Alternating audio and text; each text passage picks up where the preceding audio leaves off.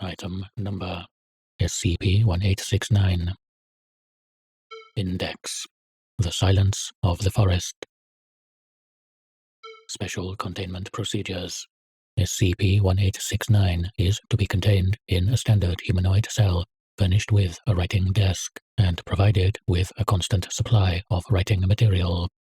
SCP-1869 should be examined weekly by a medical personnel and undergo monthly psychological evaluations. Disruption of SCP-1869's writing process should be kept to a minimum during these routine examinations. Notes produced by SCP-1869 are to be inspected daily and filled with documentation pertaining to Project SCP-1869. Description: SCP-1869 is a Caucasian male, currently 59 years old, measuring 1.76 meters and weighing 61 kilograms. It has never been observed to sleep since its acquisition, and it presents symptoms of sleep deprivation, including clumsiness, involuntary eye movements, confusion, and memory lapses. SCP-1869 remained in a stable health condition since its acquisition, and is aging at a rate consistent with that of a normal human being. SCP-1869 is constantly writing notes consisting of geographic coordinates, followed by a brief but detailed description of a toppled tree, occasionally accompanied by a rudimentary sketch. If stationery is not provided, it will attempt to write using any material or means available. SCP-1869 claims to constantly hear the sound of falling trees and is compelled to record the details of these events. When questioned on its motives, SCP-1869 explains that someone has to do it, but does not elaborate. Inspection of recorded locations confirmed the presence of recently toppled trees, matching the descriptions and illustrations. Experimentation showed that SCP-1869 is not cognizant of trees falling in the presence of human witnesses or following deliberate human action. The majority of occurrences recorded are within a radius of 200 kilometers, but there appears to be no limit on the range of this phenomenon. Under normal circumstances, SCP-1869 is cooperative but withdrawn and does not show any signs of emotions. If prevented from taking notes, it will display signs of irritation and emotional distress and may become violent.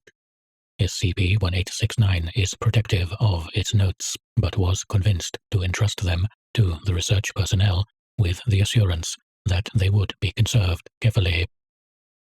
SCP-1869 was recovered on 10/11/1986 following investigations of rumors of a mentally deranged man who did not sleep.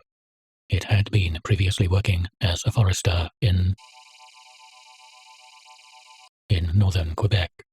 The anomalous properties of SCP-1869 developed following a traumatic experience in the months preceding its acquisition. The object had developed a romantic relationship with an indigenous woman of Naskapi ethnicity who was reported missing in June 1986. This case was never solved, and Foundation investigations yielded no additional clues.